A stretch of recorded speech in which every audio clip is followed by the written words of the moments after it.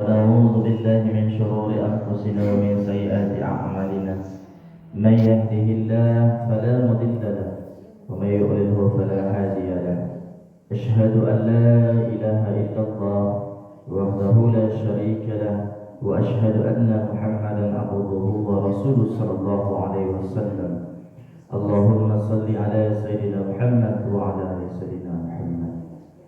Bapak Ibu hadirin jemaah salat subuh rahimahullah, puji dan syukur kehadiran kepada Allah Subhanahu wa taala, di mana pada pagi hari yang berbahagia ini atas izin rahmat serta hidayah yang masih Allah curahkan kepada kita sehingga kita dapat berkumpul di rumah Allah yang sangat mulia ini, yaitu dalam rangka menunaikan ibadah subuh secara berjamaah. Dan alhamdulillah ibadah subuh itu tersebut sudah mampu kita laksanakan.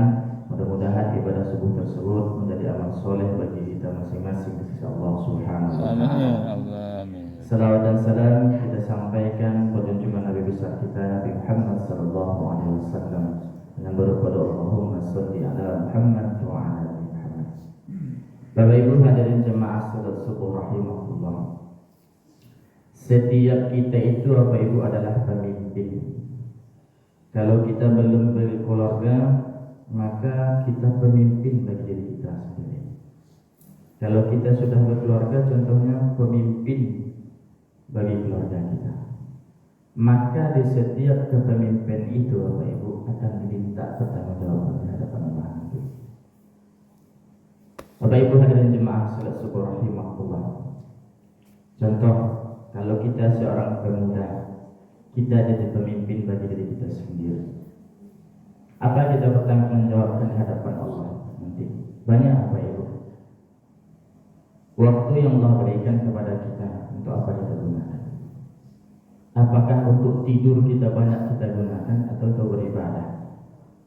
Atau amanah yang diberikan oleh Allah kepada kita? Apa kita bertanggungjawabkan amanah tersebut atau tidak? Maka itu akan kita pertanggungjawabkan Bapak di hadapan Allah Bapak Ibu. Kalau kita seorang bapak contoh Bapak Ibu, kita tanggung jawab kita terhadap anak kita. Kalau ada anak perempuan kita, jaga dia Bapak Ibu. Kalau ada anak laki-laki kita, jaga dia. Bagaimana cara kita menjaganya?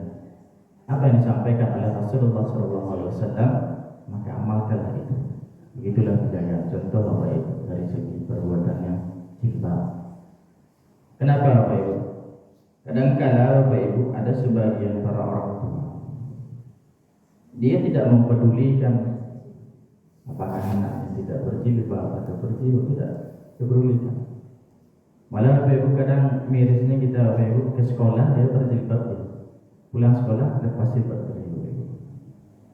Sekolah berjilbab ya dari jam 7 sampai jam 3 atau jam 4 bersibab ya. Habis pulang sekolah, habis sibabnya.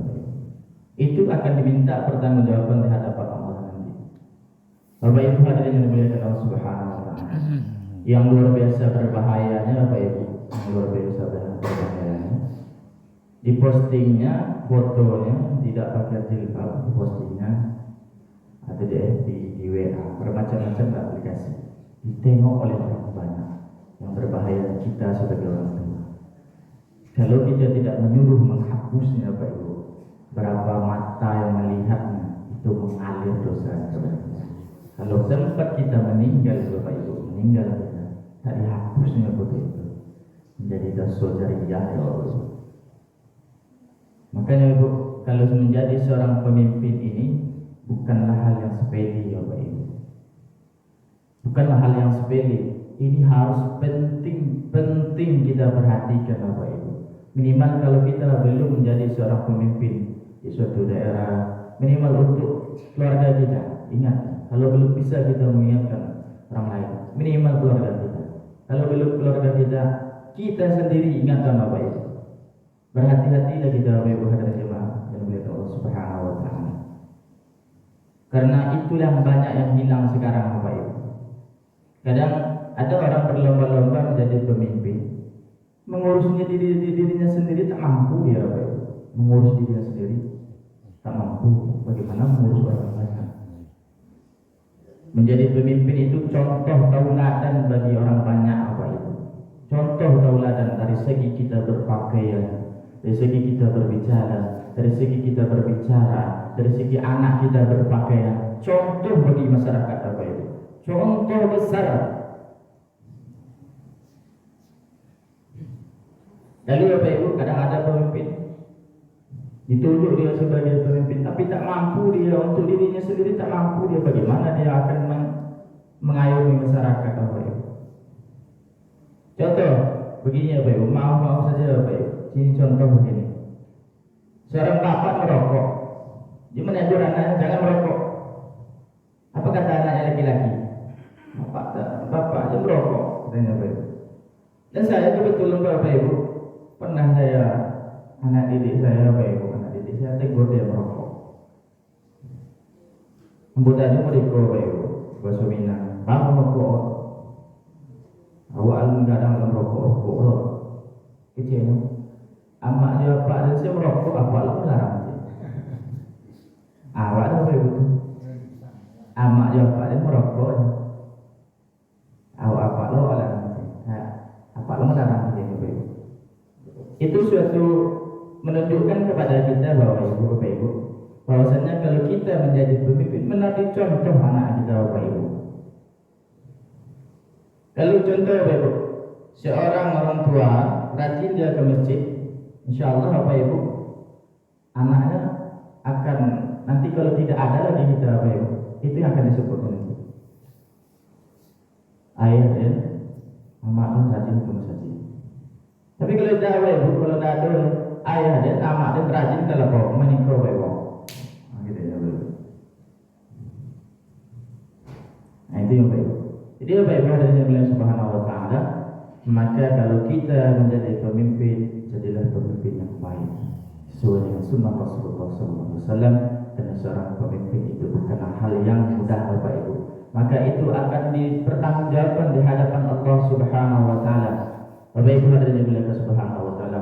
Maka Rasulullah SAW berpesan kepada kita, setiap kamu pemimpin, setiap kepemimpin itu akan ditanya tentang apa yang dia pimpin Bapak Ibu. Mulai dari dirinya, keluarganya, dan orang semua yang dia pimpin Bapak Ibu hadirin yang Subhanahu wa taala. Kita sampaikan Assalamualaikum warahmatullahi wabarakatuh.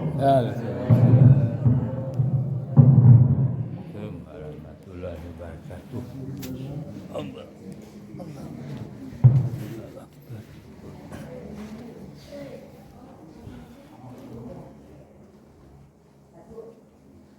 Ini ya Abang Haji, Abang.